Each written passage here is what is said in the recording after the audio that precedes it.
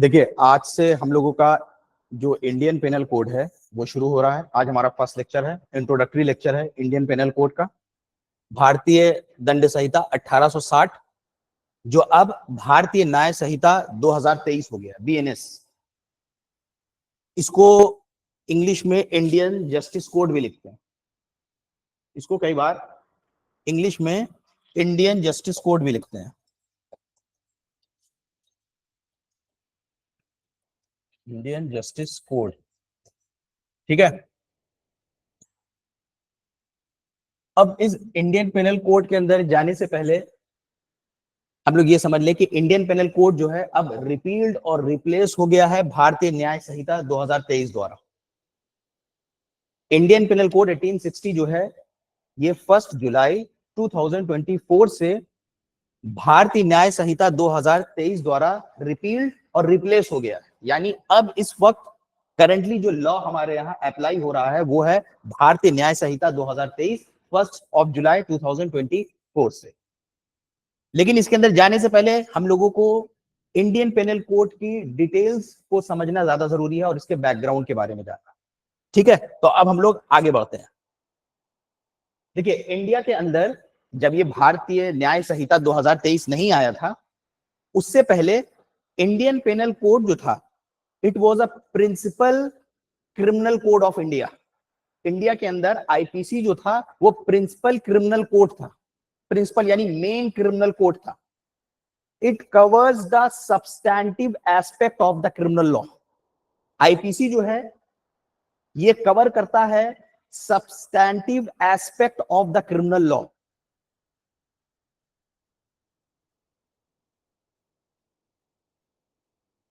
यानी जो हमारा आईपीसी था it was the principal criminal code of India and it covers the substantive aspect of the criminal law, defining offenses, providing the punishments for so many offenses. अब यहां पे हम लोगों को यह समझना पड़ेगा, since IPC covers the substantive aspects of the criminal law, we have to divide the laws on the basis of the nature of the laws into two parts. क्या क्या होंगे? Laws को on the basis of their nature we can divide the laws into two parts. एक substantive laws और दूसरा procedural laws.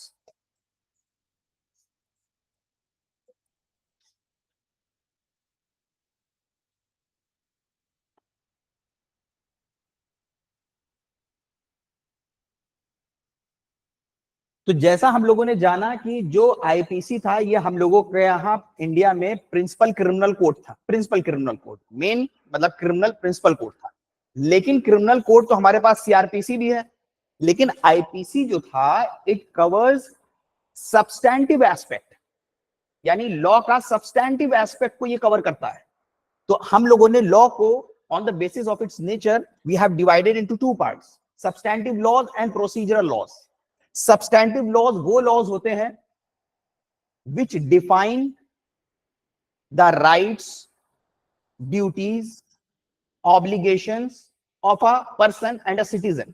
Substantive laws वो होते हैं वो जो डिफाइन करते हैं राइट्स को, ड्यूटीज को, ऑब्लिगेशंस को। Like for example, on the basis of the substantive laws we learn what we are required to do or what we cannot do. किसी भी जगह पे किसी भी कंट्री में हम क्या कर सकते हैं क्या नहीं कर सकते हैं ये सब्सटैंटिव लॉज से डिसाइड होता है। तो सब्सटैंटिव लॉज जो है वो हमें डूज एंड डोंट्स बताता है। Substantive laws, on the basis of substantive laws we are entitled to do something और we are not allowed to do something. तो सब्सटैंटिव लॉज जो है वो हमें ये बताता है आप क्या कर सकते हो क्या नहीं कर सकते हो। On the basis of the substantive laws if a person is convicted, अगर कोई इंसान को सजा हो जाती है तो ये on the basis of the substantive laws हमें ये बताता है उसको सजा कितनी दी जाएगी। बात समझ में आ रहा है? सब्सटैंटिव लॉज वो लॉज होते हैं जो डिफाइन करते हैं राइट्स, ड्यूटीज, ऑब्लिगेशंस, उसके साथ साथ अगर मान लीजिए किसी को कन्विक्शन हो जाता है तो सब्सटैंटिव लॉज बताते हैं उसको कितनी सजा दी जाएगी।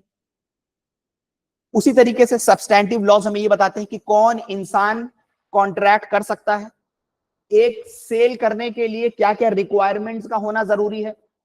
हम लोगों को सब्सटैंटिव लॉज एसेंशियल्स बताता है कि कौन इंसान कॉन्ट्रैक्ट करने के लिए कॉम्पिटेंट है, सेल करने के लिए क्या रिक्वायरमेंट्स का होना जरूरी है, मॉर्गेज करने के लिए क्या रिक्वायरमेंट्स होना जरूरी है, ये डिसाइड करता है सब्सटैंटिव लॉज। तो for example in India we have substantive laws like IPC, Indian penal code, जो अब बीएनएस हो गया है 2023, आईपीसी है। उसके अलावा इंडियन कॉन्ट्रैक्ट है, जैसे इंडियन कॉन्ट्रैक्ट हमें बता रहा है कि कौन कॉन्ट्रैक्ट कर सकता है, किसके साथ कॉन्ट्रैक्ट किया गया वॉइड है, किसके साथ किया गया कॉन्ट्रैक्ट वॉइडेबल है, जो डूज एंड डोंट्स बता रहा है, जो लॉज डूज एंड डोंट्स बता रहा है, कौन ये चीज कर सकता है, कौन ये चीज नहीं कर सकता है, वो होते हैं सब्सटैंटिव लॉज।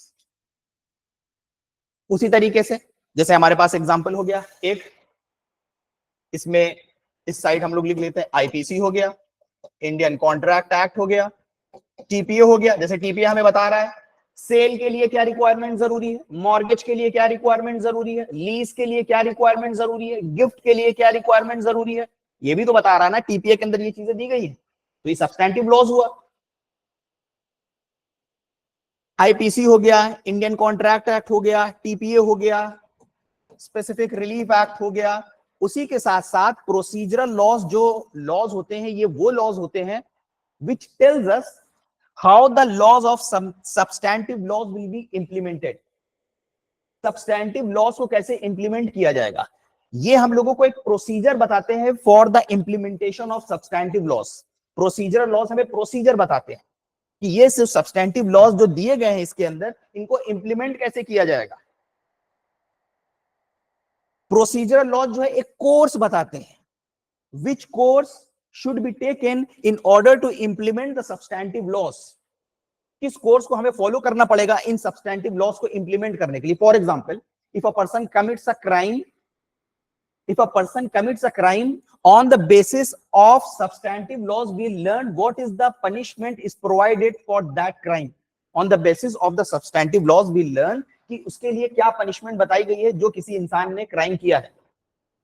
प्रोसीजरल लॉज हमें यह बताता है कि अब उसको ये सजा दिलवाई कैसे जाएगी, how the court will conduct the procedure, how the court will conduct the trial, court कैसे ट्रायल चलाएगा, ये तो हमें बता रहा है। उसको सजा कितनी मिलेगी, बस खामोश हो गया, सजा डिफाइन करी, सजा बता दी कितनी सजा है, खामोश हो गया। अब प्रोसीजर से हमें यह पता चलेगा कि उसको सजा दिलवाई कैसे जाएगी, कैसे कोर्ट का ट्रायल चलेगा, कोर्ट तक केस कैसे पहुंचेगा, ये डिसाइड होता है प्रोसीजरल लॉ से। तो हम लोगों के पास प्रोसीजरल लॉज है जैसे सीआरपीसी, जैसे सीपीसी, जैसे इंडियन एविडेंस एक्ट, जैसे लिमिटेशन एक्ट, जैसे सूट वैल्यूएशन एक्ट, जैसे कोर्ट फीस एक्ट, ये सारे के सारे हमारे पास प्रोसीजरल लॉज हैं।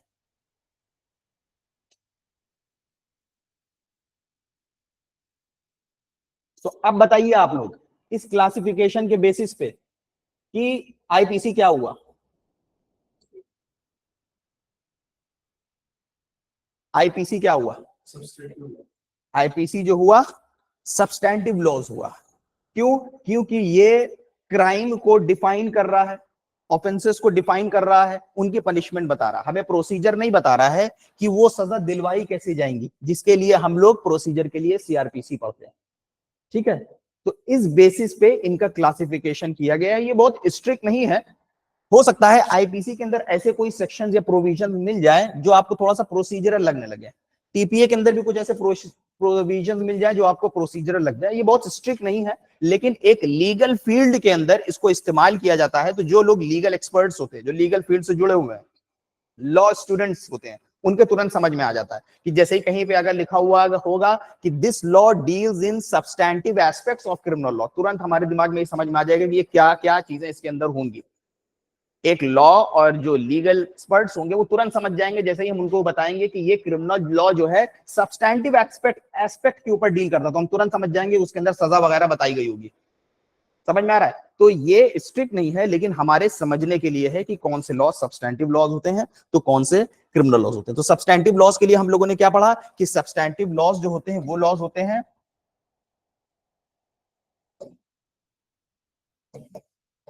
इट डिफाइंस राइट्स, ड्यूटीज और obligations.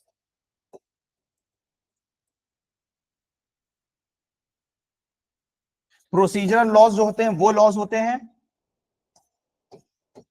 Which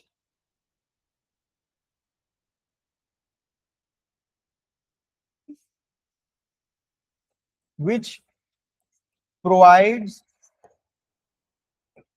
the procedure to implement the substantive law, substantive laws। अब जैसे किसी ने पनिशमेंट को हम राइट में लगेंगे, ड्यूटीज का इतनी ऑब्लिगेशन किसमें सी पनिशमेंट राइट्स में लगेंगे, ड्यूटीज में तो नया ऑब्लिगेशन ऑब्लिगेशन में भी आ सकता है। और जैसे अगर कोई पनिशमेंट है तो पनिशमेंट से पहले क्राइम डिफाइन किया जाता है, तो क्राइम में ये बता दिया जाता है कि अगर कोई ऐसा करता है तो ऑब्लिगेशन हो गया एक तरीके की, वैसा नहीं करना है हमें, या हमारी ड्यूटी हो गई वैसा हमें नहीं करना है। चोरी करना है तो जैसे चोरी को डिफाइन कर रहा है तो हमें एक ऑब्लिगेशन बता रहा है कि हमें ऐसा काम नहीं करना है। ठीक है, तो ये एक तरीके से हमें डिफाइन करता है राइट्स, ड्यूटीज, ऑब्लिगेशंस। ठीक है, जैसे फॉर एग्जांपल कोई इंसान आपके साथ कॉन्ट्रैक्ट करके तोड़ देता है, कॉन्ट्रैक्ट किसी ने तोड़ दिया, अब उस कॉन्ट्रैक्ट को आप इन्फोर्स कैसे करवाएंगे, वो प्रोसीजरल लॉ डिसाइड करेगा। किस चीज को कॉन्ट्रैक्ट तोड़ना कहते हैं, सब्सटैंटिव लॉ बताएगा। ठीक है, कौन कॉन्ट्रैक्ट कर सकता है ये आपको सब्सटैंटिव लॉ बताएगा। अगर उसने तोड़ दिया तो उसके बाद का प्रोसीजर क्या होगा, प्रोसीजरल लॉ से पता चलेगा। क्या चीज ऑफेंस होती है हमें पता चलेगा सब्सटैंटिव लॉ से। ऑफेंस कर दिया तो उसको सजा कैसे दिलवाई जाएगी हमें पता चलेगा प्रोसीजरल लॉ से। समझ में आ गया? तो that is the reason we put the Indian penal code in substantive laws. तो इंडियन पेनल कोड जो है वो एक सब्सटैंटिव लॉ है। समझ में आ गया सब लोगों के अंदर?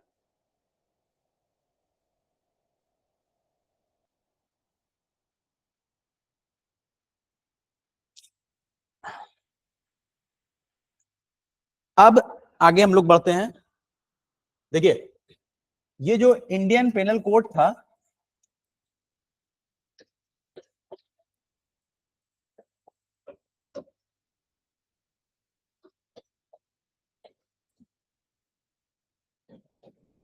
it came into effect in, बताइए कब आया था came into effect? Indian penal code जो है came into force on 6 October नहीं, I am asking for when it came into effect, when it was enforced, it was enforced on 1 January 1862, even though it is called as 1860 because it was in 1860 it was assented and enacted, means it received the assent of the governor general in 1860. That's why it is called as the code of 1860, but it came into effect on 1 January 1862. ठीक है, ये आया आपका came into effect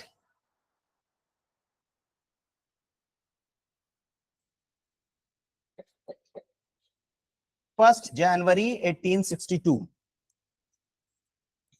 It was enacted and assented to on, बताइए कब enact हुआ और ascent हुआ है?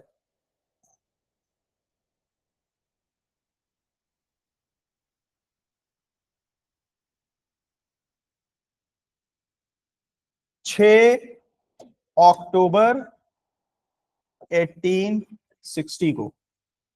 तो अगर एग्जाम में आपसे क्वेश्चन पूछा जाता है ये कब इनैक्ट हुआ है, कब एसेंट मिली है, तो 1860। एग्जाम में पूछा जाता है कब लागू हुआ है, तो 1 जनवरी 1862 को। ठीक है। It survived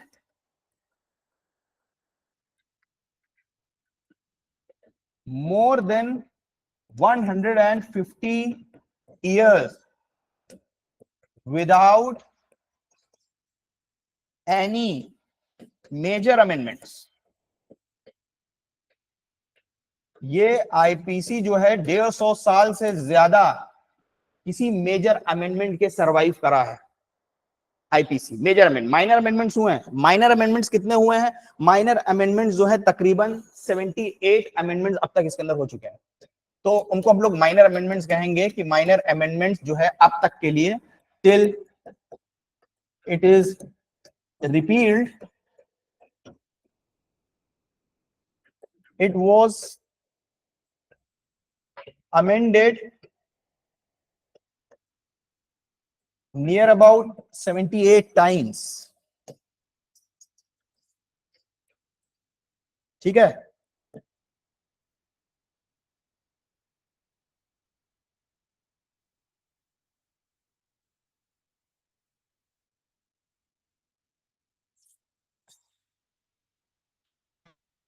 IPC was suggested to draft by the first law commission of India। जो फर्स्ट लॉ कमीशन था इंडिया का, उसने ये सजेशन दिया था कि इंडिया के अंदर इंडियन पेनल कोड, यानी ये जो आईपीसी हम लोग पढ़ते थे, इसको ड्राफ्ट करके एज अ कानून बनाया जाए। फर्स्ट कमीशन, इंडिया के अंदर जो फर्स्ट कमीशन था, वो कमीशन जो है फॉर्म हुआ था 1834 में, during the British rule. During the British rule 1834 में फर्स्ट लॉ कमीशन फॉर्म हुआ था under the charter act of 1833। लेकिन अगर आपसे एग्जाम में पूछा जाता है कि इंडिपेंडेंट इंडिया के अंदर फर्स्ट लॉ कमीशन जो है कब फॉर्म हुआ है, तो किस ईयर में हुआ है बताइए? इंडिपेंडेंट इंडिया के अंदर फर्स्ट लॉ कमीशन जो है किस ईयर में फॉर्म हुआ है? 1955 के अंदर। ठीक है। तो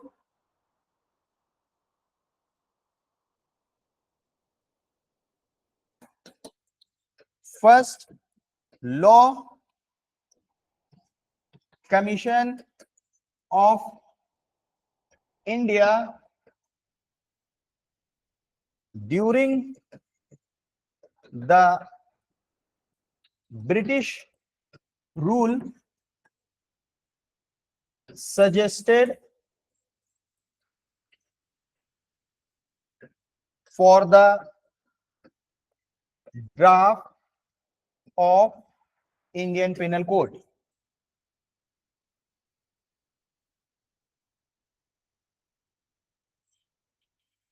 which was formed in 1834 under the Charter Act 1833।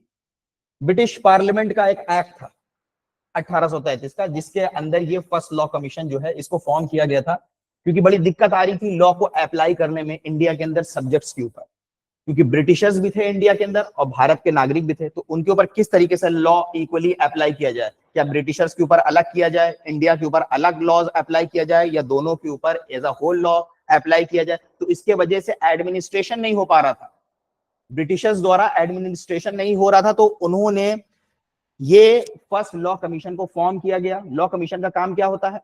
Law commission का काम आज भी भारत के अंदर जो लॉ कमीशन चल रहा है वो कौन सा लॉ कमीशन है?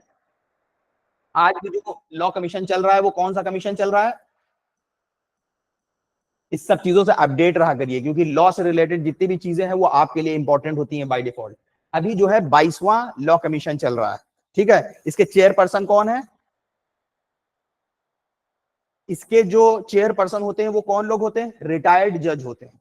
ठीक है। अभी जो चेयरपर्सन है वो कर्नाटका हाईकोर्ट के एक्स चीफ जस्टिस थे, वो हैं ऋतु अवस्थी नाम है, जस्टिस ऋतु अवस्थी। जो इस वक्त करंट चेयरपर्सन है लॉ कमीशन के। तो लॉ कमीशन का काम ये होता है कि लीगल रिफॉर्म्स को लेके वो रिसर्च करता है और एडवाइस करता है गवर्नमेंट को। लॉ कमीशन का काम ये होता है, इनको इसलिए फॉर्म किया जाता है कि ये रिसर्च करे और गवर्नमेंट को एडवाइस करे लीगल रिफॉर्म्स को लेके, क्या रिफॉर्म किया जाए बेहतर गवर्नेंस के लिए। तो उस वक्त अंडर द चार्टर एक्ट जो है फर्स्ट लॉ कमीशन फॉर्म हुआ 1834 ने, जिसने ये सजेशन दिया कि इंडियन पेनल कोड को भारत के अंदर लाया जाए, कोई ऐसा इंडियन पेनल कोड के लेके आया जाए वो जो एज अ जनरल ऑफेंसेस बताए, सब लोगों के लिए अप्लाई हो, जिसको सब लोगों के ऊपर अप्लाई हो, जनरल ऑफेंसेस बताए 1833 के अंदर। लेकिन जो फर्स्ट लॉ कमीशन था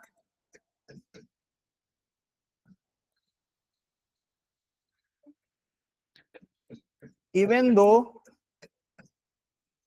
the first law commission of an independent India was formed in 1955। ठीक है,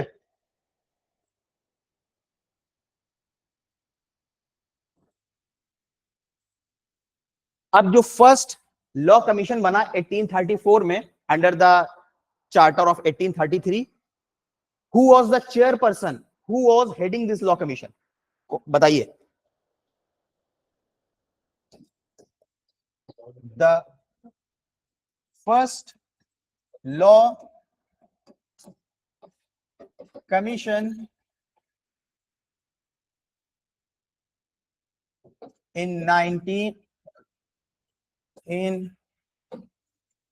1834 was chaired by Thomas Babington Macaulay।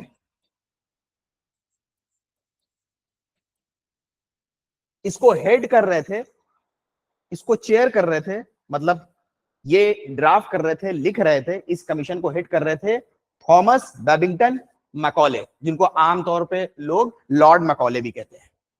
ठीक है,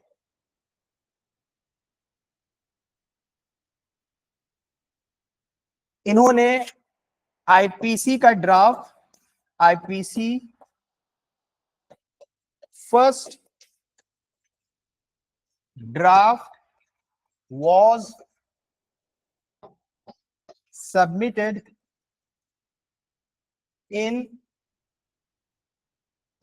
1835। पहला जो ड्राफ्ट था आईपीसी का उसको सबमिट किया गया था गवर्नर जनरल काउंसिल को 1835 में, but it was not implemented in 1835 as we know that it came into effect in 1862। 1835 में ड्राफ्ट सबमिट किया गया था, लेकिन उस वक्त इसको इंप्लीमेंट नहीं किया गया। ये कई बार रिवाइज हुआ है, आईपीसी जो है ये कई बार रिवाइज हुआ है। 1835 में हुआ, फिर उसके बाद the first final draft of IPC was submitted to the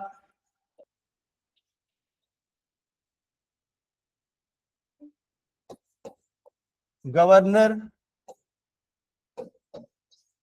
General Council in 1837।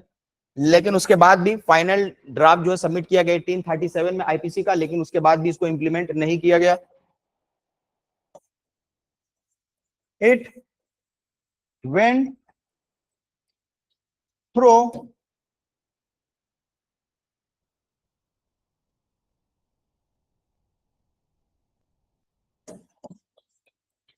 serious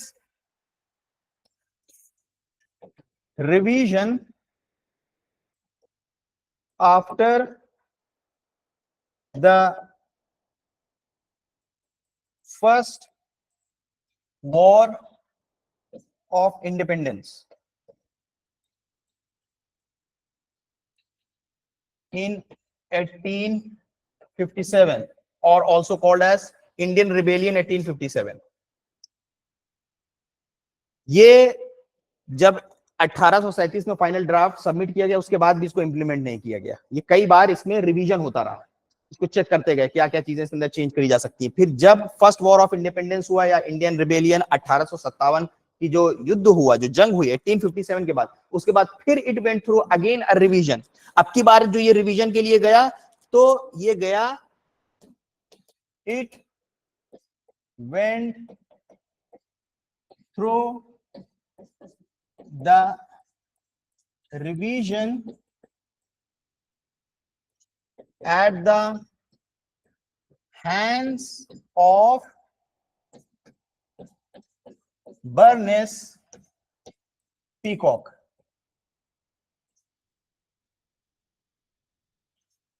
who later became the CJI of Calcutta High Court।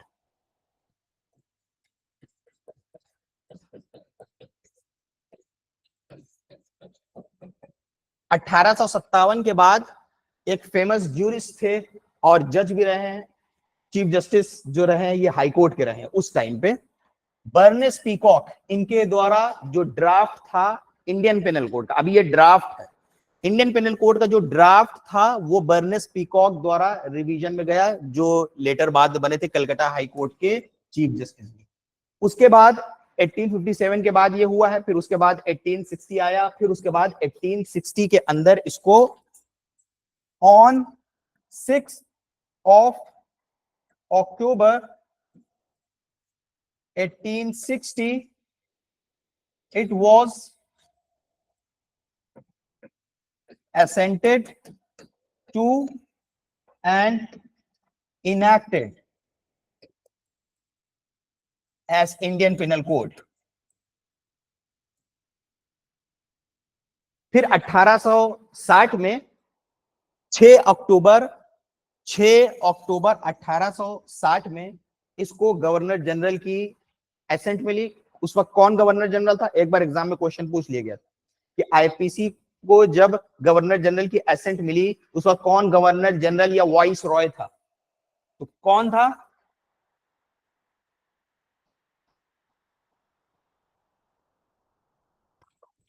Exam में एक बार क्वेश्चन पूछा गया, ये सब पॉलिटी वाले पार्ट में ये सब क्वेश्चन पूछ लेता है, या कॉन्स्टिट्यूशन की जो हिस्ट्री का वाला पार्ट होता है उसमें क्वेश्चन पूछ लेता है। बिल्कुल सही, लॉर्ड कैनिंग, याद रखिएगा, लॉर्ड कैनिंग था उस वक्त गवर्नर जनरल या वाइस रॉय जिसने अपनी एसेंट दी थी आईपीसी को। ठीक है, इधर लिख लीजिए लॉर्ड कैनिंग।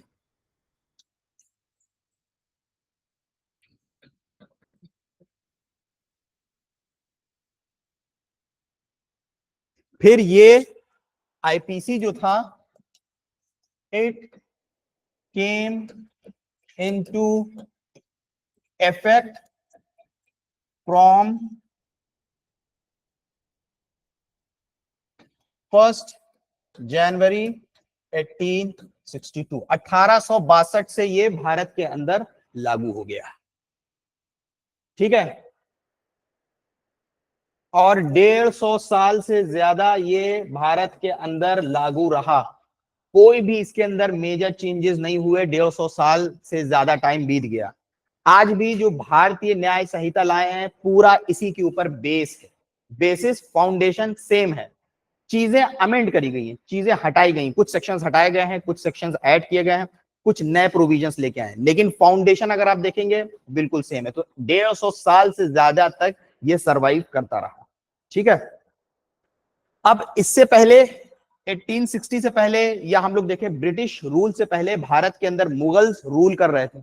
जब मुगल्स रूल कर रहे थे भारत के अंदर, तो मुगल के टाइम से समझ लीजिए 12th सेंचुरी से लेके 17th सेंचुरी के अराउंड तक, या 18th सेंचुरी के अराउंड तक कुछ एरिया के अंदर जो है भारत के अंदर मुगल रूल के टाइम पे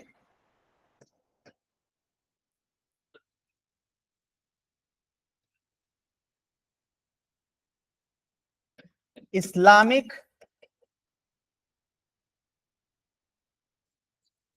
क्रिमिनल लॉज अप्लाई होते थे, मुस्लिम्स नॉन मुस्लिम्स दोनों के ऊपर। इस्लामिक क्रिमिनल लॉज अप्लाई होते थे। हाँ, जो नॉन मुस्लिम्स जैसे जो हिंदूज थे, उनके जो पर्सनल कॉजेज हुआ करते थे, उनको जो मुगल के टाइम पे रूल्स है वो उनके मामले में अप्लाई नहीं होते थे, उनके पर्सनल लॉज उनके ऊपर अप्लाई होते थे। अनलेस कि कुछ मामलों में जैसे कॉन्ट्रैक्ट से रिलेटेड मामला हो जाएगा, बार्टर से रिलेटेड मामला हो जाएगा, एक्सचेंज से रिलेटेड मामला हो जाएगा, तो फिर इस्लामिक लॉज अप्लाई होते थे। अदरवाइज इस्लामिक क्रिमिनल लॉज जो है वो मेनली मुस्लिम्स और हिंदूज दोनों के ऊपर लागू होते थे, लेकिन पर्सनल मामलों में जो हिंदूज के लॉज थे वो उनके पर्सनल लॉज लागू हुआ करते थे। अब इस्लामिक क्रिमिनल लॉज के अंदर भी इस्लामिक क्रिमिनल लॉज जो है वो जो इंग्लिश लॉ है, यानी जिसके ऊपर इंडियन पेनल कोड बना है, इसके बेसिस में ज्यादा आसान है और इजी है। ये आसान और इजी क्या है? क्योंकि इस्लामिक क्रिमिनल लॉज के अंदर सिर्फ 3 फाउंडेशन है, लॉज के 3 बेसिस हैं। क्या क्या? हुदूद होता है इसके अंदर सिर्फ 3, और किसास, और तीसरा ताजीर। यानी इस्लामिक क्रिमिनल लॉज के सिर्फ 3 पार्ट होते हैं, हुदूद, किसास, ताजीर। कोई भी ऑफेंस अगर कोई इंसान करता है वो इन्हीं तीनों में से एक में फॉल करेगा। ठीक है। हुदूद को इस्लामिक क्रिमिनल लॉ के अंदर बोला जाता है वो ऑफेंसेस जिनको कहा जाता है offences against the God. Offences against the God मतलब कि इसके अंदर वो पनिशमेंट, वो सजाएं आती हैं जिनकी सजा ऑलरेडी इस्लाम के अंदर यानी कुरान और हदीस में बता दी गई है। जैसे चोरी की सजा बता दी गई है, जैसे हाईवे रॉबरी की सजा बता दी गई है, जैसे किसी औरत के ऊपर एडल्ट्री का इल्जाम लगाना उसकी सजा बता दी गई है, जैसे जिना की सजा बता दी गई है। ये कुछ ऐसे ऑफेंसेस हैं जिनकी सजा प्रेस्क्राइब्ड है। अगर किसी ने कर दिया, it must be carried on in any cases and these punishments cannot be forgiven by the king, president or ruler of the Muslim country।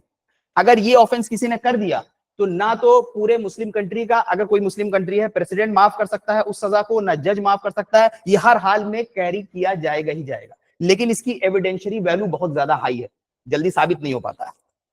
ये हो गया है हुदूद। इसके अंदर प्रोसिक्यूशन जो होता है वो स्टेट होता है। जैसे हमारे यहाँ क्राइम जो है ऑफेंस अगेंस्ट द स्टेट है, ऑफेंस अगेंस्ट द स्टेट होता है। क्राइम जो होता है पब्लिक रॉन्ग है।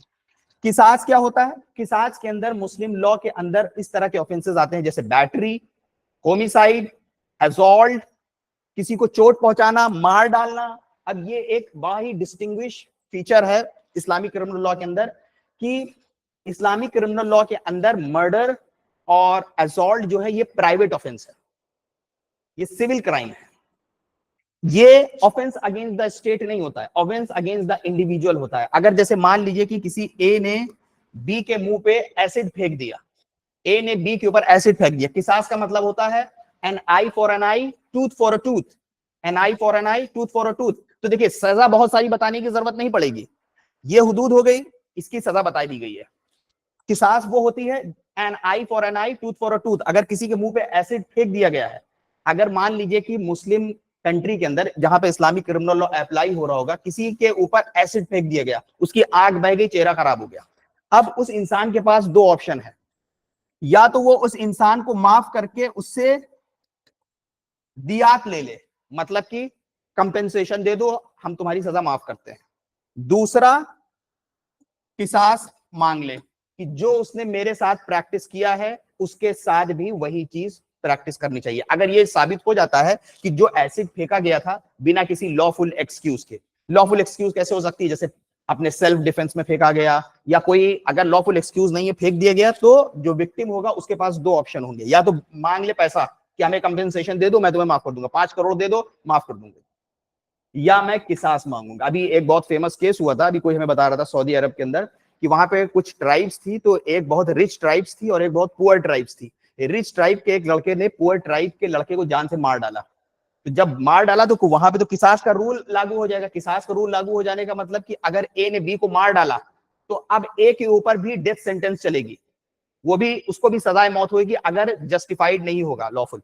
तो वहां पे क्या हुआ कि जो गरीब वाले लोग थे तो उन्होंने कहा कि हमें किसास चाहिए, जिस लड़के ने मारा है हम चाहते हैं उसको डेथ सेंटेंस मिले। तो जो रिच कबीले वाले थे उन लोगों ने सब कुछ अपना दे दिया, हद से ज्यादा पैसा, ज्वेलरी, कई करोड़ रुपए देने को तैयार हो गए कि माफ कर दो, क्योंकि स्टेट वहां पे चलाएगी, क्योंकि ये ऑफेंस अगेंस्ट द इंडिविजुअल है। आपको डिसाइड करना है, आप माफ करो या पैसा आप लो। ठीक है, लीगल एयर्स डिसाइड करते हैं अगर मान लीजिए डेथ हो गई है। ये होता है किसास और दियात। और तीसरा होता है ताजीर। ताजीर मतलब कोर्ट के डिस्क्रिएशन के ऊपर, ये कोर्ट के डिस्क्रिएशन में, अगर कोई ऑफेंस इसमें नहीं जा रहा है, इसमें नहीं जा रहा है, तो वो ताजीर में आ जाएगा, यानी कोर्ट का डिस्क्रिएशन। डिस्क्रिएशन मतलब कि आपने जो सजा अपने हिसाब से आप इसमें डिसाइड कर सकते हो। ये तीन थी जो मुगल टाइम में इस्लामिक क्रिमिनल लॉज के अंदर, इस्लामिक पेनल लॉज के अंदर फॉलो करी जाती थी। उससे पहले एंशियंट इंडिया के अंदर, जब एंशियंट इंडिया चल रहा था, तो उस टाइम पे बहुत सारे लॉज जो है वो मनु के फॉलो किए जाते थे। उसके साथ साथ धर्मा सिस्टम हुआ था जिसको एंशियंट इंडिया में फॉलो किया जाता था। लेकिन धर्मा सिस्टम के अंदर कोई प्रिस्क्राइब, कोई कोड नहीं था ऑफेंसेस का, कोई जस्टिस सिस्टम नहीं था कि क्या ऑफेंस करने पे क्या सजा होनी चाहिए। कुछ छोटी बहुत सारी सेइंग्स थी, जैसे मनु की बहुत सारी सेइंग्स थी, उनके बेसिस पर डिसाइड किया जाता था।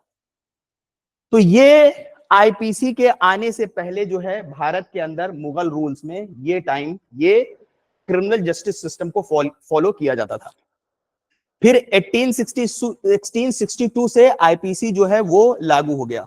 अब जैसा हम लोगों ने जान लिया कि आईपीसी किस तरीके से लागू हुआ है, इसका ड्राफ्ट जो था किस तरीके से फर्स्ट लॉ कमीशन ने जो है इसको ड्राफ्ट किया, इसका रिकमेंडेशन दिया, फिर उसके बाद किस तरीके से 1862 में लागू हुआ।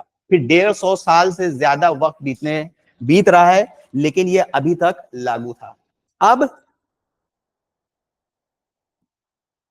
1 जुलाई 2024 को आईपीसी was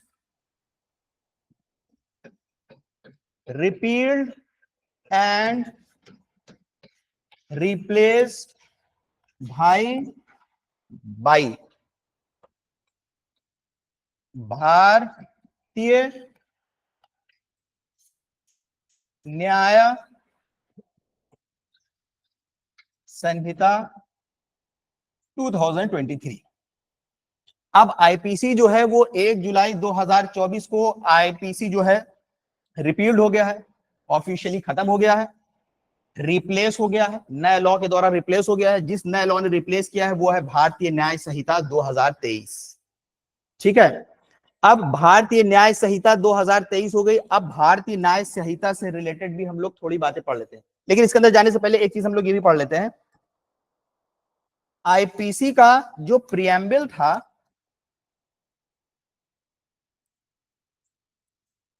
आईपीसी का, इंडियन पिनल कोड का, वो क्या था? वो ये कहता था कि whereas it is expedient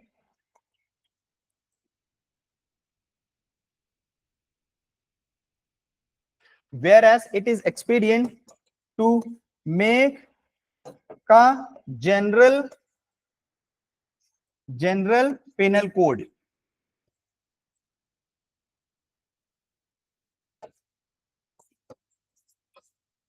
It is hereby enacted as follows. तो आईपीसी का जो मेन प्रियम्बल था वो ये बता रहा था हमें कि ये एक जनरल पेनल कोड को इनैक्ट कर रहा है। प्रियम्बल मतलब कि जो लेजिस्लेचर्स हैं, जो कानून बना रहे हैं, वो क्या चाह रहे हैं। प्रियम्बल लिखा जाता है लॉ में, उसका पर्पस ये होता है कि जब कोई पढ़े उस लॉ को तो वो समझ पाए कि इसका ऑब्जेक्ट क्या है, उद्देश्य क्या है इसका। तो इंडियन पेनल कोड का जो प्रियम्बल है वो हमें ये बताता है कि ये एक जनरल पेनल कोड लाया गया था। जनरल पेनल कोड मतलब कि एक आम लोगों के लिए एक जनरल पेनल कोड लाया गया था। तो it is a general penal code, but that does not mean कि it is a encyclopedia of offences. तो आईपीसी कोई डिक्शनरी नहीं है कि देखे और कौन कौन से ऑफेंसेस होते हैं, देखे इंसाइक्लोपीडिया है ये, तो दूसरे ऑफेंसेस चेक कर ले। ये कोई इंसाइक्लोपीडिया या डिक्शनरी नहीं है। इसके अंदर वो ऑफेंसेस हैं जो इंडिया के हालात को देख के इसके अंदर रखे गए। इसी वजह से अब नए ऑफेंसेस को, कुछ ऑफेंसेस को हटा दिया गया है क्योंकि वो आउटडेटेड हो चुके हैं, अब नहीं इंडिया के अंदर कमिट हो रहे थे। जैसे पहले के जमाने में ठग हुआ करते थे, अब जो आते जाते लोगों को रास्ते में लूट लिया करते थे, तो अब वो चीजें धीरे धीरे खत्म होने लगी, तो बहुत सारे ऑफेंसेस खत्म होने लगे। तो ये इनको ड्राफ्ट किया जाता है, पहले सर्वे किया जाता है, देखा जाता है हमारे यहाँ किस किस तरीके के ऑफेंसेस कमिट हो रहे हैं, उसके बेसिस पे इसको फ्रेम किया जाता है। तो ये जनरल पेनल कोड था, ना कि ये कोई इंसाइक्लोपीडिया या डिक्शनरी थी ऑफेंसेस की। ठीक है, फिर उसके बाद हमारे पास आया भारतीय न्याय संहिता 2023। भारतीय न्याय संहिता 2023 का फर्स्ट बिल कोर्ट लोकसभा के अंदर कब इंट्रोड्यूस किया गया था? कोई बता सकता है? सकीना जी कह रही है 11 अगस्त 2023 को। बताइए सही है? फर्स्ट बिल ऑफ भारतीय न्याय संहिता 2023 was introduced in Lok Sabha on which date? The first bill of BNS 2023 was introduced in Lok Sabha on 11 of August 2023। ठीक है, ये टाइम लाइन है, इसको याद कर लीजिएगा क्योंकि ये नया लॉ आया, इसकी हर एक एक बात इंपॉर्टेंट है। प्रियम्बल में क्या लिखा है, कब बिल पास हुआ, कब कितने तारीख को पास हुआ, कब एसेंट मिली, हर एक एक चीज इंपॉर्टेंट है इसकी। ठीक है, अब लेकिन ये जो फर्स्ट बिल था, it was later on withdrawn, it was later on withdrawn. अब बताइए इसको विदड्रॉ कब किया गया था? बिल्कुल सही Ritu, it was withdrawn later on 12th of December 2023। फिर उसके बाद सेकेंड बिल ऑफ BNS 23, बताइए कब लोकसभा में इंट्रोड्यूस हुआ? सेकेंड बिल ऑफ, नहीं बताइए 22 दिसंबर। इंट्रोड्यूस कब हुआ है? गलत, 22 दिसंबर नहीं है, इंट्रोड्यूस की बात हम कर रहे हैं। इंट्रोड्यूस्ड हुआ है ये सेकेंड टाइम ये इंट्रोड्यूस हुआ है 12 दिसंबर 2023 को। फिर इसको नाम दिया गया था भारतीय न्याय संहिता सेकेंड बिल 2023 करके, ये इसको नाम दिया गया था। ठीक है, फिर उसके बाद लोकसभा से ये कब पास हुआ है? It was passed by Lok Sabha on 20th of December 2023। फिर उसके बाद it was passed by Rajya Sabha on 21st of December 2023। ठीक, फिर इसको प्रेसिडेंट की एसेंट कब मिली है?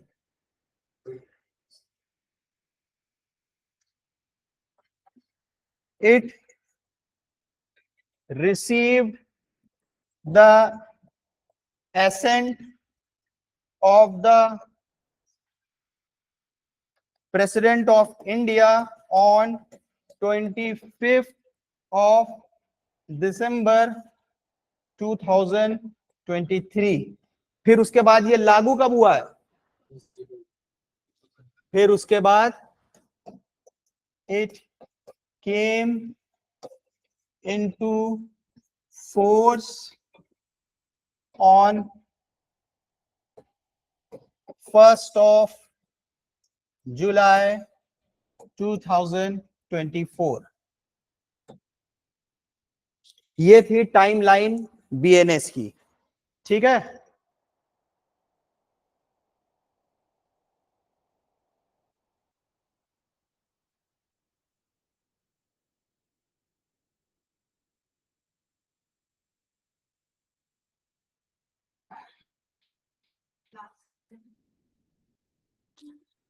ये सारे चीजें लिख लीजिए, आपकी पॉलिटी के लिए भी बहुत इंपॉर्टेंट है। इससे प्रिलिमिनरी एग्जामिनेशन में भी क्वेश्चन पूछा जाता है और मेंस में भी पूछ सकता है। ठीक है, टाइमलाइन पता होना चाहिए आपको।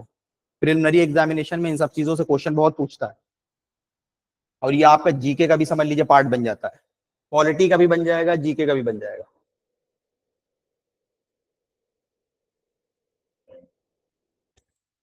President of India.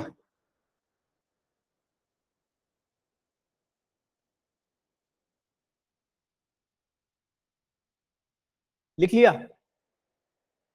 अब पहले आईपीसी के अंदर टोटल कितने चैप्टर्स थे? टोटल चैप्टर्स कितने थे? 23। 37 कौन लिख रहा? चैप्टर्स पूछ रहे हैं 23। अब बीएनएस में कितने चैप्टर हैं? अब बीएनएस में कितने हैं? 20। पहले आईपीसी में कितने ऑफेंसेस थे, सेक्शंस थे? पहले थे 511। अब कितने हो गए? 318। अब बीएनएस के अंदर सेक्शंस कितने हैं? 383 है क्या? 358। 358 है। 358 सेक्शंस हो गए।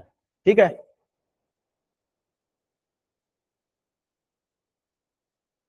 अब आइए हम लोग अपने नोट्स में कुछ चीजें देख लेते हैं इससे रिलेटेड।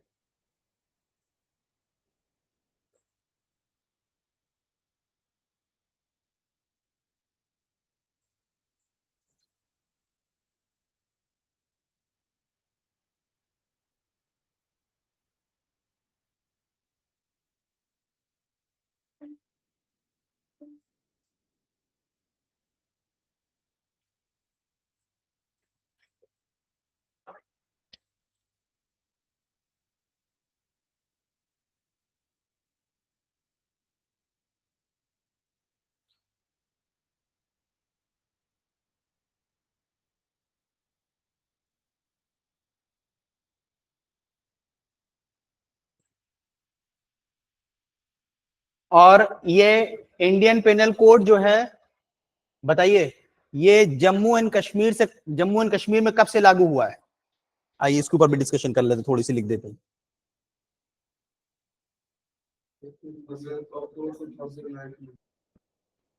ये जम्मू एंड कश्मीर में पहले लागू नहीं होता था Indian penal code. Indian penal code Jammu and Kashmir में कब से लागू होना शुरू हुआ है? It came into force in Jammu and Kashmir from 31st of October 2019। ठीक है। इंडियन पेनल कोड से पहले जम्मू एंड कश्मीर में कौन सा कोड लागू होता था? Ranbir penal code. Ranbir penal code किस ईयर का कोड है ये? 1932।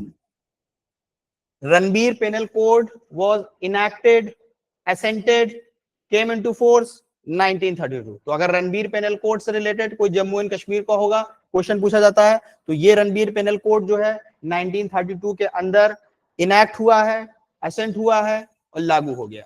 ठीक है, सेम डेट है इसके लिए। enacted, assented and enforced on 1932। 1932 में इसका नाम रणबीर इस वजह से है क्योंकि उस वक्त जो रूलर थे जिनके टाइम पे ये इंट्रोड्यूस हुआ था, राजा रणबीर सिंह, उनके नाम से इसका नाम दे दिया गया है रणबीर पेनल कोड। ठीक है।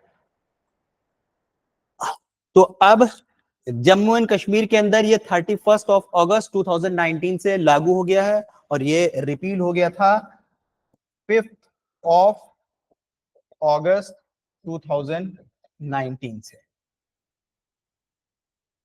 अब इसके बाद क्या बचा?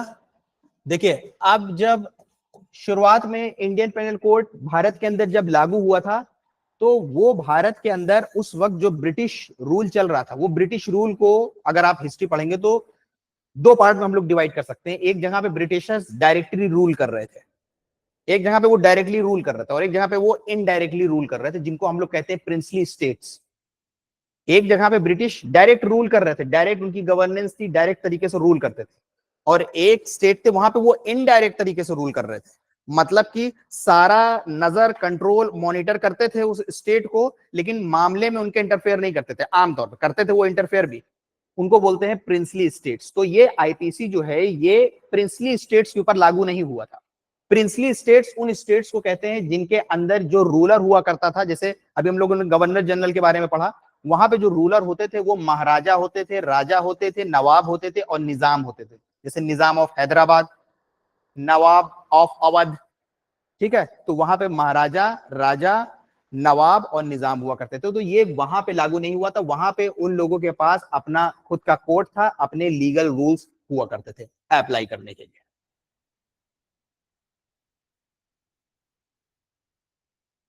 तो लिख देते हैं इसको।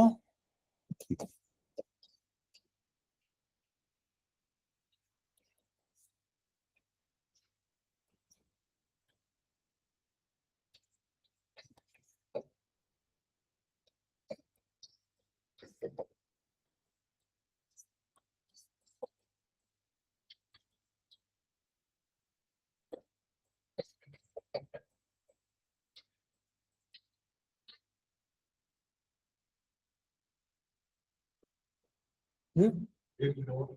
हाँ हाँ।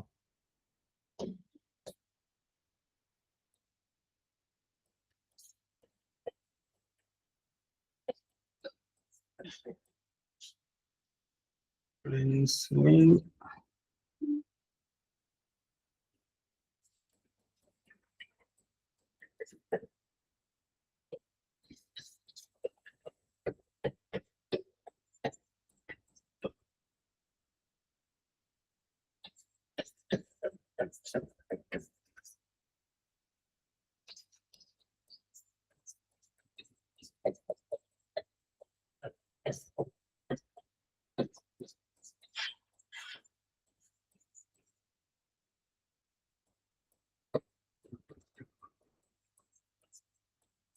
जब इंडिया इंडिपेंडेंस हुई है तो उस वक्त जो है कम से कम 500 से ऊपर प्रिंसली स्टेट्स थे इंडिया के अंदर, 500 से ज्यादा, जिसमें कुछ मेजर थे।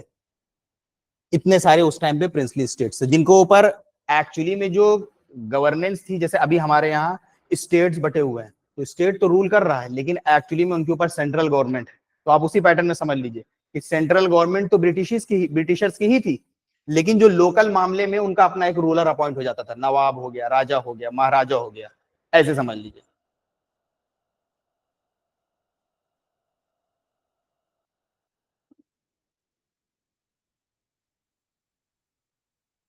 हालांकि जो फर्स्ट लॉ कमीशन थे उसको चेयर करा था लॉर्ड मैकॉले ने, जिसने सजेशन दिया था इंडियन पेनल कोड के लिए। लेकिन इंडियन पेनल कोड को लॉर्ड मैकॉले यानी थॉमस बेबिंगटन मैकॉले जो है उसको लागू होते हुआ देख नहीं पाए। 1859 के अंदर लॉर्ड मैकॉले की डेथ हो गई और ये लागू हुआ है। It came into effect on 1862, ये 1862 में लागू हुआ है।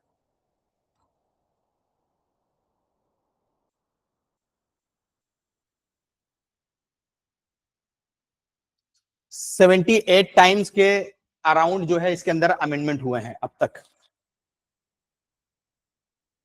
ये हो गया इसकी टाइमलाइन।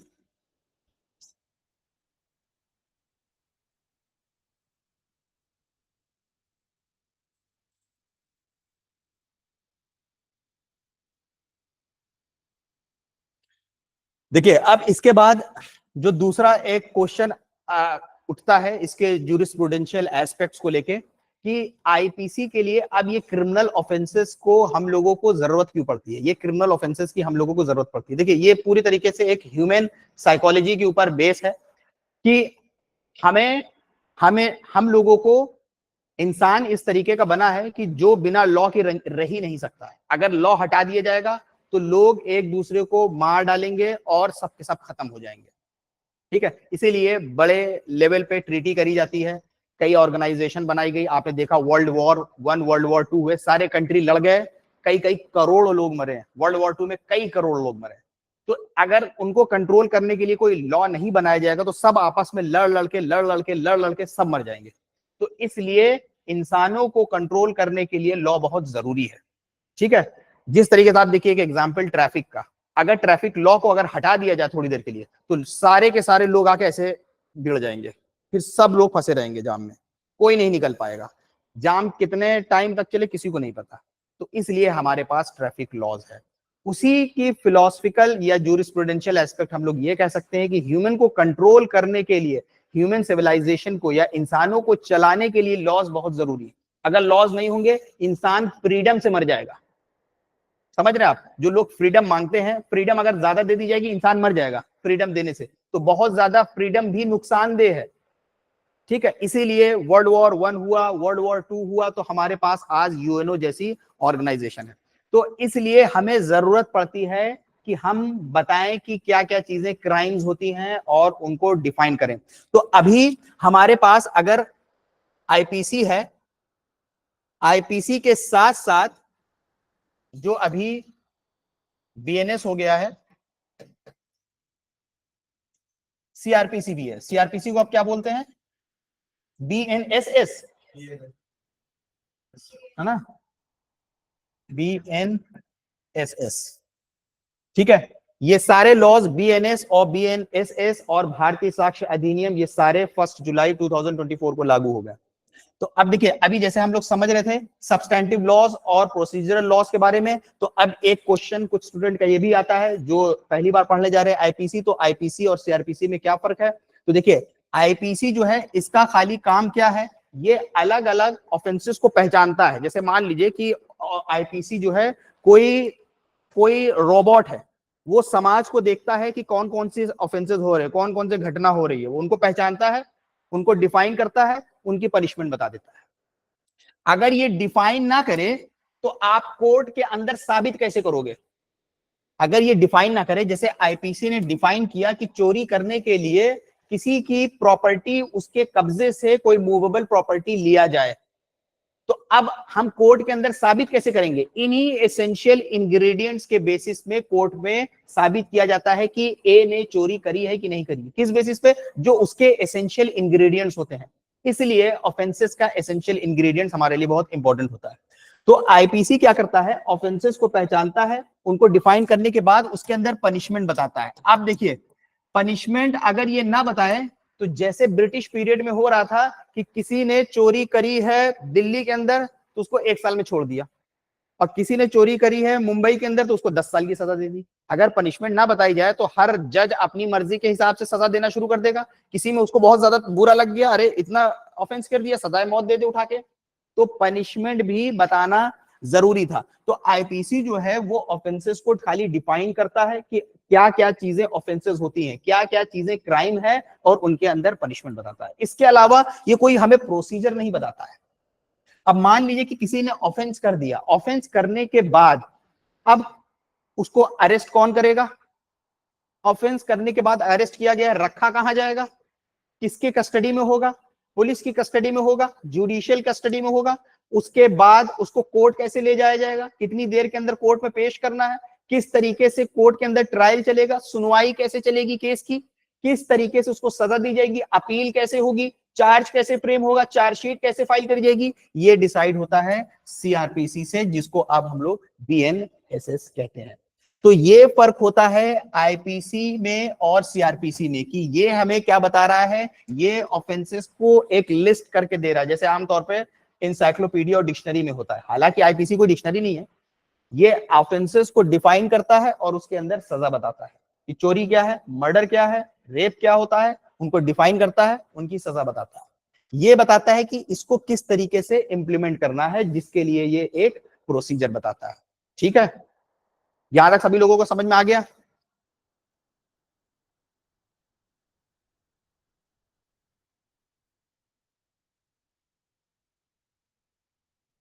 अब हम लोग बीएनएस का प्रिएम्बल देख लेते हैं एक बार।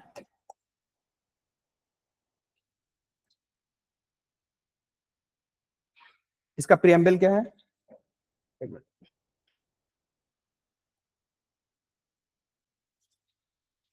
देखिए, भारतीय न्याय संहिता का जो प्रियम्बल है वो है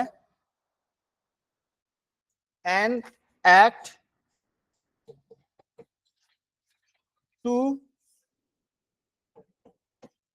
consolidate and amend the provisions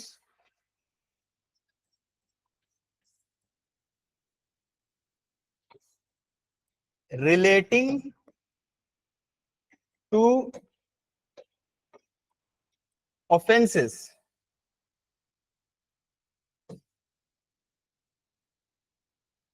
and for matters connected therewith,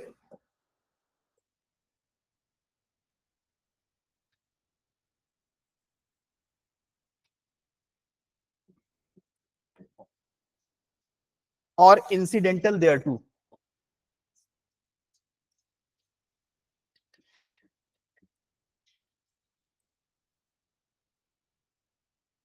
इसका प्रियम्बल क्या कह रहा है कि एन एक्ट, यानी इस कानून के बारे में बात कर रहा है कि ये जो बीएनएस लाया गया है, इसका काम क्या है, इसका उद्देश्य क्या है? ये कंसोलिडेट कर रहा है। कंसोलिडेट करने का मतलब कि जैसे लॉज जो है बहुत सारे पहले बिखरे हुए हैं या बहुत सारे लॉज हैं, उनको ये इकट्ठा कर रहा है।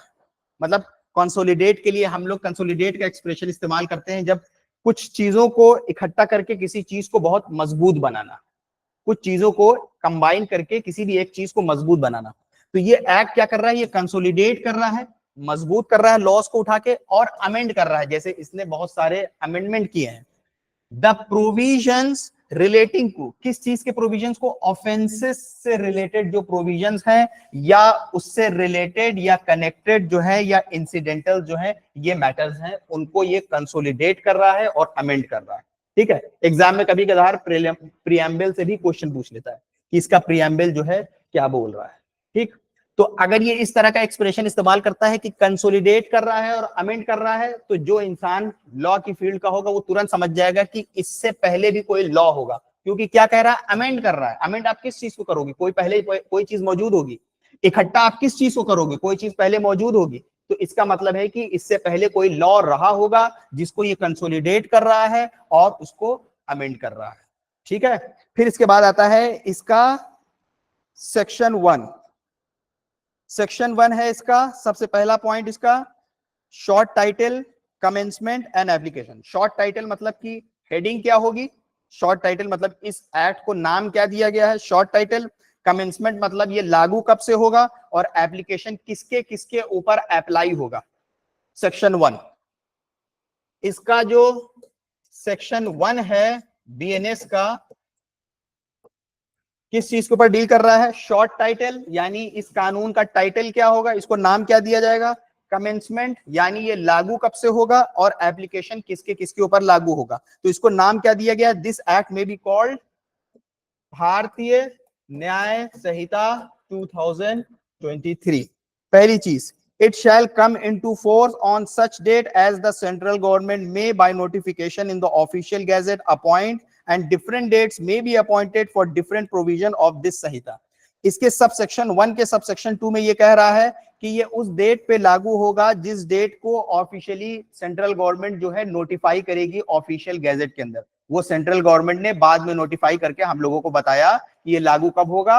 1 जुलाई 2024 को। ठीक है, क्योंकि जिस वक्त इसको पास किया गया उस वक्त तो नहीं पता था कि ये कब लागू होगा। ये चीज लिखी है। आगे लिखा है every person shall be liable to punishment.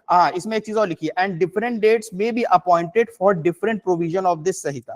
कि इस एक्ट के साथ साथ अलग डेट्स भी बताई जा सकती है। हो सकता है इसके अंदर ऐसे कोई प्रोविजंस हो जिनको अभी ना लागू करके बाद में लागू करा जाए। तो ये बोल दिया गया है इसके अंदर शुरुआत में कि इसके डिफरेंट प्रोविजन जो है डिफरेंट डेट पे भी लागू करे जा सकते हैं।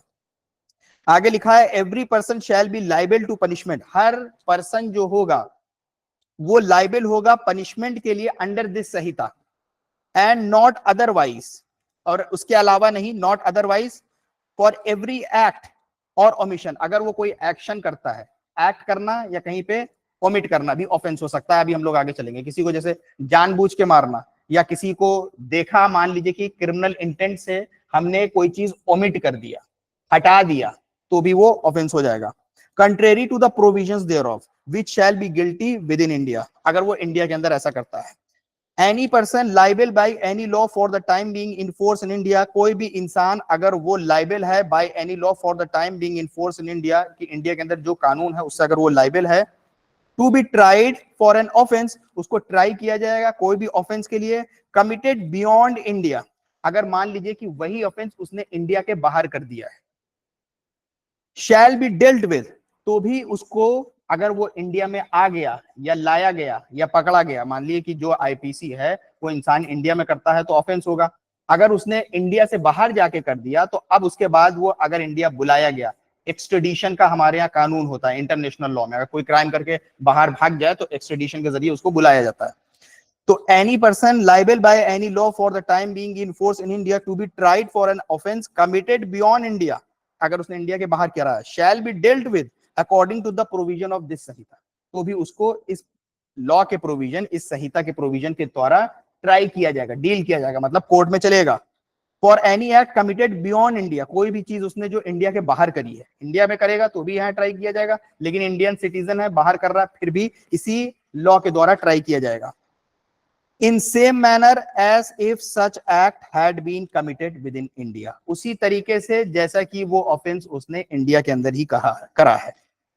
द प्रोविजन ऑफ दिस संहिता shall also apply to any offence committed by, इसके सब सेक्शन 5 में बताया गया है कि ये संहिता यानी ये बीएनएस जो है लागू होगा किसी भी ऑफेंस के लिए जिसको कमिट किया गया है by any citizen of India, अगर भारत के किसी नागरिक ने इस संहिता बीएनएस के अंदर दिए हुए कोई ऑफेंस किए हैं, इन any place without and beyond India, India के बाहर या इंडिया के कहीं भी अराउंड या इंडिया के beyond, any person on any ship, किसी पर्सन ने, यहां पे सिटीजन नहीं लिखा है, पहले वाले में लिखा हुआ है कि भारत के नागरिक ने चाहे इंडिया में ऑफेंस किया या इंडिया के बाहर जाके ऑफेंस किया तो आईपीसी लागू हो जाएगा, यानी बीएनएस लागू हो जाएगा। एनी पर्सन, अब किसी पर्सन ने, चाहे फॉरेनर हो, किसी पर्सन ने ऑन एनी शिप और aircraft registered in India wherever it में बी, अगर कोई शिप और एयरक्राफ्ट जब वो उड़ रहा है, मान लीजिए अगर मान लीजिए कोई शिप है बह रही है या एयरक्राफ्ट है, उसके अंदर कोई ऑफेंस किया, अगर वो भारत के अंदर रजिस्टर हुआ तो भी माना जाएगा कि उसने भारत की टेरिटरी में ऑफेंस किया और बीएनएस अप्लाई हो जाएगा। Any person in any place without and beyond India committing offence targeting a computer resource located in India, अब किसी इंसान ने किसी भी जगह से, चाहे भारत के बाहर से कोई ऑफेंस किया हो, उसने कंप्यूटर यानी जो इलेक्ट्रॉनिक चीजों से रिलेटेड जैसे कंप्यूटर है उसको अगर टारगेट किया कहीं और से बैठ के भी, तो भी उसको माना जाएगा कि उसने इंडिया के अंदर ऑफेंस किया है। In this section the word offence includes every act committed outside India, इस सेक्शन के अंदर जहां पे वर्ड ऑफेंस इंक्लूड हुआ है हर उस एक्शन को इंक्लूड करेगा जो इंडिया के बाहर करा गया है, which if committed India would be punishable under this संहिता। समझ में आ रहा है सब लोगों को कि मतलब कोई इंसान था इंडिया में क्राइम तो कर रहा है तो बीएनएस उसके ऊपर लागू हो जाएगा, कोई फॉरेनर आया उसने कमिट किया बीएनएस लागू हो जाएगा, भारत का नागरिक बाहर गया इंडिया के ऑफेंस करा बीएनएस लागू हो जाएगा उसके ऊपर, कोई इंसान बाहर बैठा हुआ है भारत के अंदर के कोई कंप्यूटर के किसी तरीके से उसको अटैक करने की कोशिश करता है तो भी माना जाएगा कि उसने इंडिया में कमिट करा और बीएनएस लागू हो जाएगा। जैसे देखिए लिखा इसमें इलस्ट्रेशन में, A who is a citizen of India, A जो है भारत का एक नागरिक है, commits a murder in any place without and beyond India, मान लीजिए इंडिया के बाहर कमिट करता है, he can be tried and convicted of murder in any place in India in which he may be found। तो अब मान लीजिए कि कोई भारत का नागरिक है, भारत के बाहर अगर ऑफेंस करता है तो क्वेश्चन उठेगा कि भाई किस कोर्ट के पास ज्यूरिसडिक्शन है, तो ये बता रहा है कि जिस जगह पे भी उसको पकड़ लिया जाएगा या पाया जाएगा वहां पे उसका ट्रायल चल सकता है ऑफेंस का। ठीक है, इसका सबसेक्शन 1 का यानी सेक्शन 1 का सबसेक्शन 6 कहता है नथिंग इन दिस संहिता shall affect the provision of any act for punishing mutiny and desertion of officers, soldiers, sailors or airmen in the service of the government of India or for the provision of any special or local law। इसका subsection कह रहा है nothing in this संहिता यानी BNS के अंदर की जो laws हैं वो उन लॉस को अफेक्ट नहीं करेंगे जो डील करते हैं, जो म्यूटिनी को डील करते हैं। जैसे मतलब आर्मी वगैरह के अंदर लोग जो है अपने ही बॉस के खिलाफ हो जाए, म्यूटिनी हो गई, या जो ऑफिसर्स हैं आर्मी वगैरह में वो अपनी सर्विस छोड़ के भाग जाएं, जैसे वॉर हुई भाग जाएं। डिजर्शन को सोल्जर्स, सेलर्स, एयरमैन जो भारत सरकार के सर्विस के अंदर होंगे, और प्रोविजन ऑफ एनी स्पेशल और लोकल लॉ, अगर कोई स्पेशल और लोकल लॉ बना, मान लीजिए कोई SC/ST एक्ट बना दिया गया, कोई स्पेशल और लोकल लॉ किसी स्पेसिफिक मामले को डील करने के लिए बना दिया गया, तो उसको ये अफेक्ट नहीं करेगा। पॉक्सो बना दिया गया, डोमेस्टिक वायलेंस बना दिया गया, उससे रिलेटेड कोई ऑफेंस करोगे तो वो एक्ट लागू होंगे। समझ में आया सभी लोगों के?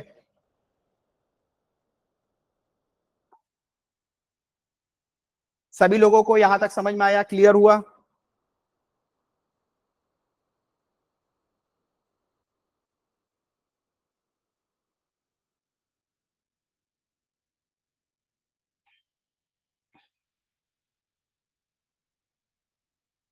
तो चलिए जल्दी जल्दी अब फिर इसका रिवीजन कर लेते हैं। ठीक है, तो अब बताइए कि इंडियन पेनल कोड जो हम लोगों ने सबसे पहले शुरू किया था, इंडियन पेनल कोड जो है इसको सबसे पहले कब इनैक्ट और असेंट मिली थी? इंडियन पेनल कोड 1860 की बात कर रहे हैं।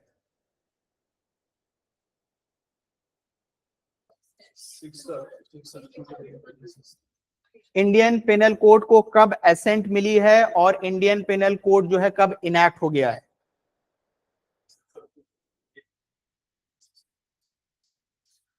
6 अक्टूबर 1860।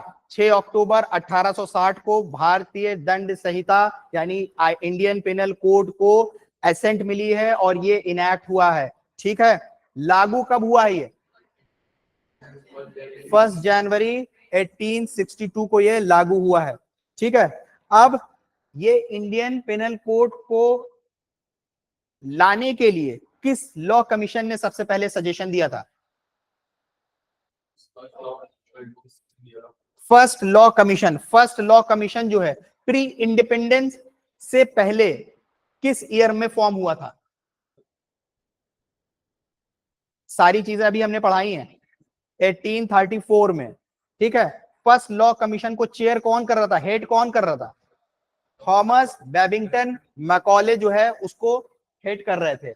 और इंडिया जब इंडिपेंडेंस के बाद जो फर्स्ट लॉ कमीशन था वो किस ईयर में फॉर्म हुआ था? 1955 में फॉर्म हुआ था। ठीक है, अभी जो लॉ कमीशन चल रहा है वो कौन सा है? 22वां लॉ कमीशन चल रहा है। ठीक है, अभी जो लॉ कमीशन चल रहा है इसको कौन हेड कर रहे हैं? जस्टिस रितु अवस्थी हेड कर रहे हैं, जो कर्नाटका हाई कोर्ट के CJI रह चुके हैं। इस लॉ कमीशन को एक्स रिटायर्ड जज जो है वो हेड करता है। ठीक है, जस्टिस रितु अवस्थी, बिल्कुल सही। ठीक, अब जो हमने बताया था IPC का जो ड्राफ्ट था वो किस एक CJI के द्वारा रिवीजन में गया था रिबेलियन के बाद, यानी फर्स्ट वॉर ऑफ इंडिपेंडेंस के बाद? बर्नेस पीकॉक, जो कलकत्ता हाई कोर्ट के बाद में CJI बन गए थे। ठीक है, फिर 1860 के अंदर यानी 6 अक्टूबर 1860 में उसको एसेंट मिली है। गवर्नर जनरल कौन था उस वक्त?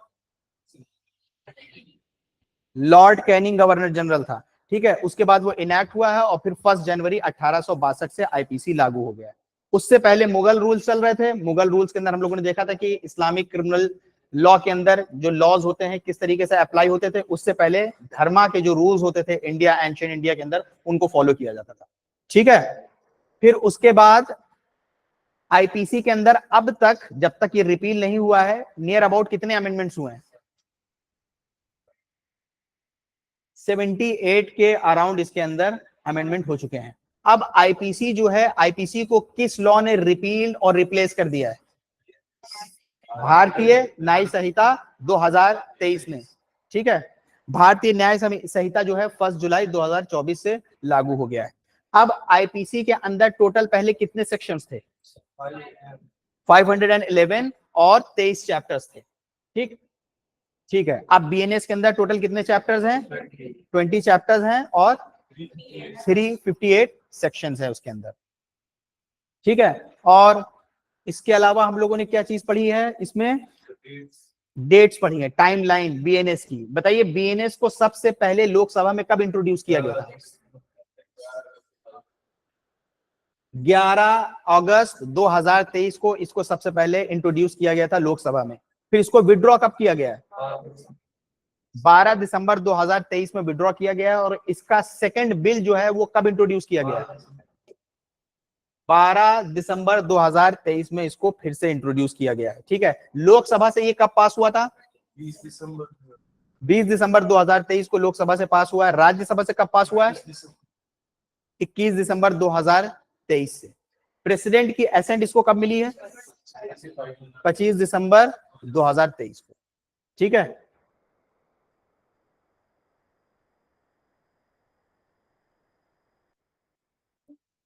और आईपीसी जो है वो जम्मू एंड कश्मीर में कब से लागू हुआ है?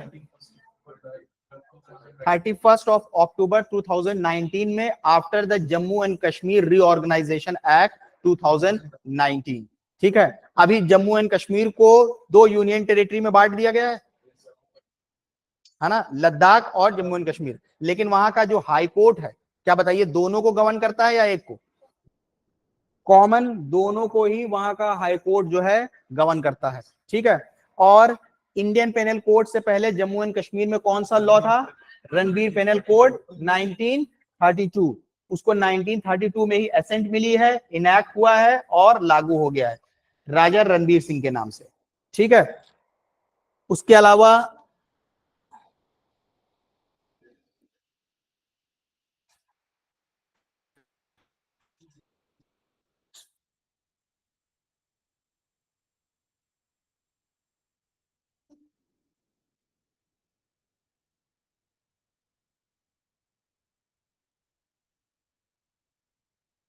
जो आईपीसी का प्रियम्बल था वो क्या बताता था? मेन लाइन बताइएगा। ये एक जनरल पेनल कोड है। आईपीसी का जो प्रियम्बल था वो उसको जनरल पेनल कोड बताता था। और जो बीएनएस का है प्रियम्बल, वो क्या बताता है? ये कंसोलिडेट कर रहा है और अमेंड कर रहा है ऑफेंसेस से रिलेटेड प्रोविजन को, ठीक है, और उससे कनेक्टेड और इंसिडेंटल देयर टू, ठीक। उसके अलावा और कुछ बचा?